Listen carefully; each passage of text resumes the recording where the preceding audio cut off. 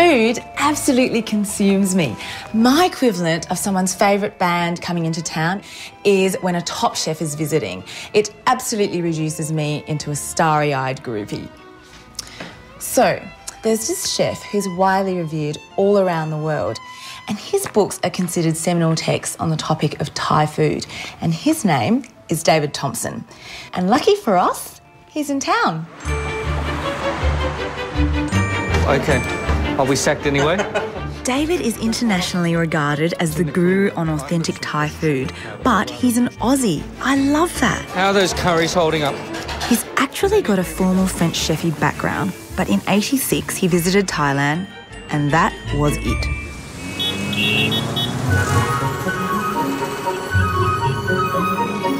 I was literally seduced by the place, bowled over by it. Just its people, its edge, its wildness, its chaos, its delicious chaos, because it wasn't just the place that excited me, but it was the cuisine that seduced me.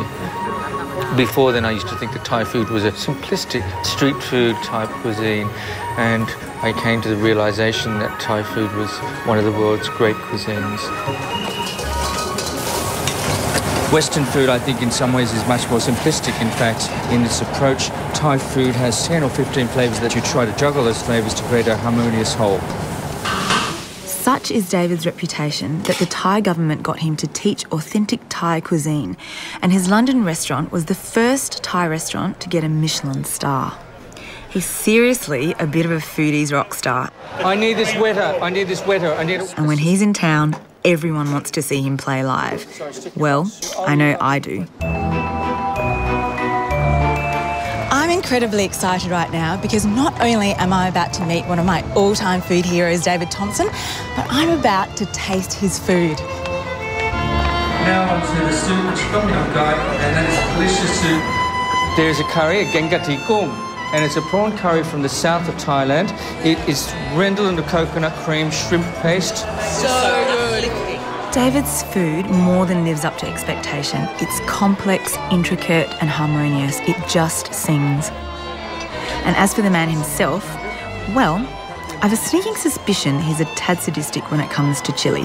Possibly a little bit too many chilies because I was seasoning as I was listening to you enjoy yourselves. But as well as being a bit cheeky, he's down to earth, just lovely and so generous. Generous enough, in fact, to come and be my guest and show us a dish we can cook at home.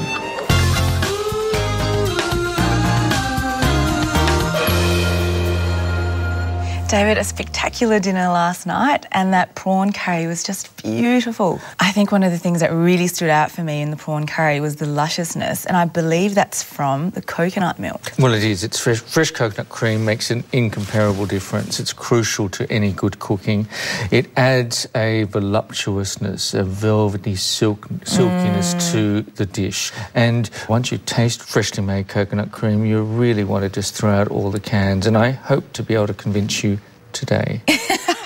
I've actually never done this before, so I'm actually really, really excited. Okay. We're going to do a green curry of beef that I think is good to eat with rice, or you can also eat it with some roti. Which is what I'm going to make today. You need to wallop it. Okay. Use the back of a heavy cleaver. A heavy knife doesn't really work. A cleaver is your best friend here. Okay. Oh, beautiful. Yep. You can see it's okay. It's okay. Once it's like this, you need to wash it because the enzymes in this water will make the coconut turn or go sour. Yeah, it goes rancid, it does, doesn't it? Yeah. Now, we're lucky because we have this. It's a little grater. Oh, that's brilliant. And so it holds it like that. Put a cloth underneath it to collect the coconut. Yep. And then you just go like that. Oh, beautiful. And it just grates your coconut. Can I try? You can, yeah. And it just means that you can make your own coconut cream and it can be quite fast. Yep. We're going to actually mix this with a little bit of water. And get milk. Yes, indeed.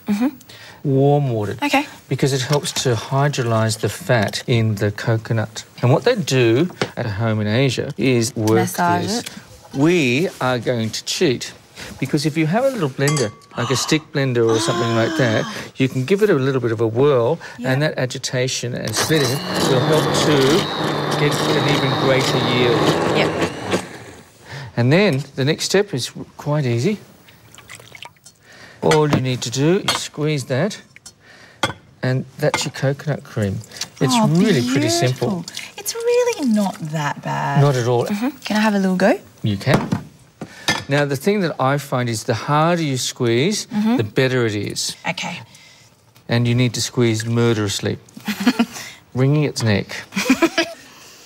And the thing about this is that it will separate really quickly. And you'll see the cream will separate from the milk or from the water, and the cream will rise to the top. Yep. And it doesn't take terribly long. No. Not at all, especially if you've got really, a po in the kitchen. That was fairly painless. Fairly painless? More than painless, because if you have a taste of this, it's going to be much better than... It's beautiful. ...your canned stuff. But if you're desperate, it's okay. Say yes. Cabbage and collie, only $2 each. If David has convinced you to have a shot at making your own coconut cream, you do need to start with a good coconut. Yeah, that's the most yellow, yeah? And although I've never made my own cream, over the years I have learnt how to pick a good nut. It also helps if you know your supplier. Hi, Danielle. Hello. Hey, can you pick me a really good coconut? I can. Well, it's nice and heavy and full of milk. That one's good. Okay, so what Danielle was doing was just feeling the weight, make sure it's quite heavy, and she shook it.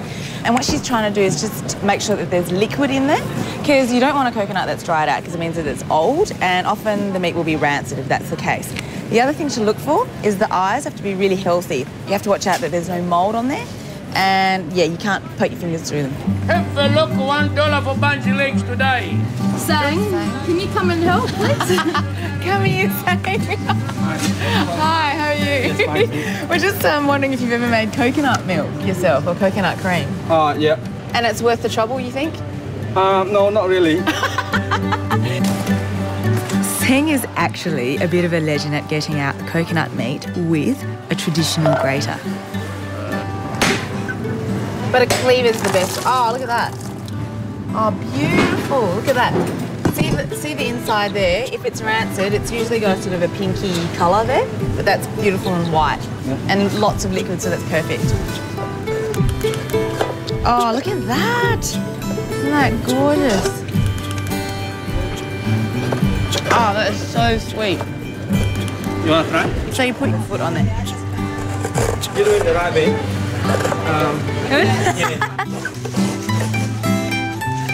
All these years I've been dying to try this, and finally I've been able to do it, but in Australia. Doesn't matter where you go. In the Central Market, you got a bargain, you got a nice and fresh product. Let's leave it for a few minutes, because then I'll be able to skim the cream off and use that for the curry and use the milk for braising the beef. Beautiful. Meanwhile, I'm going to start my roti. So what I've got here is 500 grams of flour, and I'm going to just lightly beat an egg. You know the thing about this as well, it's really important with the flour to get a really soft flour, because you need to stretch your roti. Yes. This is normal flour. Yeah, just plain flour. Yes. But try and find the softest that you can. So it's sort of just a little crumble now. And then 1 teaspoon of salt. Into the water. It just Into- means that it dissolves more readily. A cup of water. Yep. And then we slowly just incorporate that into the Correct. crumble mixture. Okay. Roti's really fun to make, actually. But like I said, I've actually had a variety of outcomes with roti, and usually it's too leathery. What have I done? You've possibly worked the flour too Too much. much. Yeah, or it hasn't rested for long enough. You see, the dough doesn't need to be worked, but then once the dough has rested, then you slap your roti, you actually toss it almost like an Asian version of throwing a pizza dough. Yeah, yeah. So can you throw it correctly? I'm hopeless. I'm absolutely hopeless at it. Okay, so I think it's a little bit dry. Yeah. Now, the recipe that you've got makes a hell of a lot of curries. The better thing, wet your hands. And then you just knead it. You see it start to come up now. Yeah. Do you think it needs a little more? I do. I think so. That's a good way to do it. Yeah. I love making roti. You don't want to overwork it, but I'd just go a little bit more and just like squeeze it just a little bit more, and then you'll find that it comes together a little bit more quickly. This method I love because what you do is you actually steep the dough in oil. So 2 cups of oil. Yep. And little bits of margarine. Yeah, dotted with margarine. What they do is they'll put little pieces like that in. Like that. Because then those little pieces they will use to fry the roti off. Oh, is that what you're doing? Yeah. And don't work it too much. Oh, okay. Just like roll it. Okay. That's what I've been doing wrong. You've been working... Too much because I was obsessed with getting it really, really smooth. You've got plenty of time to do that. And just make sure that it's covered. It doesn't matter how much oil you put in there, you just want to make sure that it's covered. And your roti guys will make your roti, will make it like this, and they'll leave it overnight. Yes, which is what I've done. Okay. We should get on with your meat. Yep. Really quite a cheap cut of meat. This is good. Yep. And it's a delicious cut. And fairly rough, sort of. A little bit, because you see this is street food. I wouldn't use one of the high-end cuts. No. They don't have anywhere near as much flavour as this. Yeah. And then we'll just add some coconut milk, and we'll just bring that up to the boil a little bit. Add a little bit of fish sauce. Oh, okay, into the coconut milk. Maybe even some salt. Why would you not season totally with fish sauce? Because sometimes the fish sauce can be very strong in aroma, and I just want the salt to season the beef. I'll add fish sauce later on. Okay. A few Thai bay leaves called dal salam. And I'm just going to add 1 or 2 of these rather unfamiliar bits of spice. These are Thai cardamoms. Oh, they're very different. They are. I find it very explosive, the Indian style This is cardamom. much kinder stuff. Add a little bit more coconut milk, and then we'll just add the beef. And just braise it. Right, Braising it just means actually to boil the hell out of it, actually, because you see, the thing is, in this instance, we want to cook the beef in the coconut milk until it's soft and tender. Okay. I'm going to add a little bit of red shallot. I'm just going to toss it in because, you see, it's going to take an hour or half an hour, depending on the size and the cut of the meat. And you just want a very subtle flavour from the shallot, so you don't want to chop it up too much. And actually, it's quite addictive when you actually eat that as well. And then a few kaffir lime It's like a little as well. chef's treat, is it? It is. Oh, very nice. So, David, this is exactly the sort of food that people are eating in the streets. Correct. In Thailand, wherever you are, there's food, because the Thais are obsessed with food. And, you know, when you walk down the streets of Bangkok or into the markets in Bangkok or further afield, it's just littered with food stalls. The streets actually chart the assimilation of immigrants coming into it, because most street food is actually foreign food. Then slowly, Thai food started to creep onto the streets too, because the Thais enjoy eating their own food. And Po, here's the meat that's just simmering for the curry. We'll have a taste. Oh, that's already beautiful. Now, green curries are made from naturally green chilies, and they ought to be hot. So let's do a few of these. And we throw them into our sturdy friend, the pestle and mortar. And it really is the most indispensable bit of equipment that you'll ever use in a Thai kitchen. If you use a pestle and mortar as well, you should always add some salt. For some grit to break everything down? To act as a seasoning. Yep. To act as an abrasive, as you say. And also to act as a slight preservative too. Yep. Pam, pam, pam, pam, pam. And it'd leach everything out as well, wouldn't it? No. Sorry. I know, not like this. Yep. Rocking. So it's breaking it up. Be careful, because the chilli can go in your eye. That's why we do it squatting on the floor. Because the And you chilies can don't... see that breaks up rather nicely. I'm even adding some of the sauce completely, because this is street food. It's rough food. It's robust food. Now you can smell those chilies. They're really quite aromatic, aren't they? Yeah, they're beautiful. And can you smell that working against the aroma of the cardamom and the bay? Is this better? It's passable, Po. It's passable. Now, what I'm going to do is you taste a little bit by itself now. This will be a television moment. Really? Yeah. I'm a real chili wimp, I can't. Well, there's only one way to address this The problem. whole thing? If you wish. I need to just lick it. Oh, that's already too hot. Oh, don't be girly. No, I can't. Come on. Okay. Now, that's quite spicy, and I've got to say, not too many people would eat it like that. However... It's bearable because it's green. Yep. Now, if you have it with the meat, it's nowhere near as spicy because the fat content from the meat will cover and mask the heat of the chilli. Trust me. Okay. Now, it is hot, but it's not just chilli hot. I'm waiting for the pain. See, there's no pain. It's not too bad. No? See? Yeah. Now, whilst you're waiting for the pain, I'm going to... It's a little bit bad. Now, just slicing the lemongrass, if I were cruel, and some people just throw it directly in just like that, but it's much better if you can slice up your ingredients because then you don't spend all your time pounding needlessly this fibrous spice. And now I'll add some galangal. And this older type of galangal is, in fact, the best type to use for a curry paste because it has an intensity and a pepperiness younger galangal simply does not have. And just chop your galangal until it's quite fine. The finer it is, the less time it means that you'll pound it up to a fine paste. Yeah. Now, we'll add some more aromats. Kaffir lime? Yeah. What you must do is to make sure... You don't get the pith? That's right.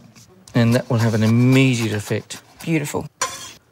I'm going to add some turmeric to give it some colour. Oh, wow, look at that. It's the colour of a carrot. Yep. I don't need to cut this up anywhere near as much because it's a much softer root, rhizo. Yeah. Now we add some coriander root. Scrape off the skin. Clean it a little bit, right. Some red shallot. Not too much red shallot. Why not too many? Whilst these shallots are sharp, they will actually make the curry quite watery and not as focused if I add too much. Okay, sort of dissipate the flavours too much. Okay. And then a little bit of garlic. And now I'm going to roast some spices. Okay, so you've got coriander? I think it's better if you actually toast individually because it'll give you greater control. Yes. Because you don't want to burn them. Burnt spices are the worst, acrid, aren't they? but equally so, under-toasted ones are thin and mean. So it's smoking a little bit and you're definitely getting the... Yep, and it's telling me that it's there. Yep. Now, the cumin seed will only take a few seconds to cook. Because they're so little. Yep. But because it's beef, we'll put a greater percentage in. You can hear that already, can't you? Popping, yeah. Okay. Yep. Now we're going to put some Thai cardamom in there as well. You need to toast these and then we'll take them out of their shells. Oh, okay. So we've got this. What we'll do is we'll let this cool down a little bit. And the final part of this curry, you can see it's a really nice colour. It's got that lime green vividness to it and it's really quite aromatic. However, a good curry paste is a curry paste that's ground within each of its life. So, get pounding, girl. We need to add one more thing to this, and this is the soul of Thai cooking, guppy, shrimp paste.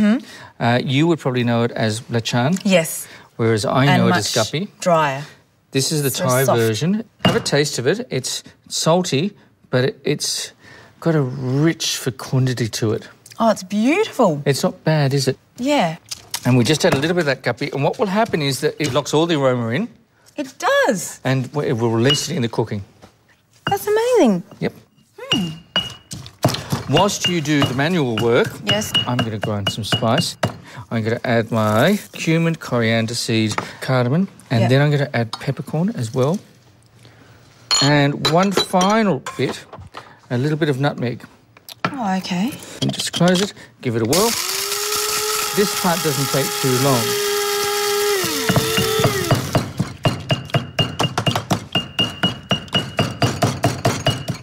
You can smell it, can't you? Oh, it's amazing. And you can really smell that you've toasted every one of them. Yeah, exactly. And adding a fair whack of it.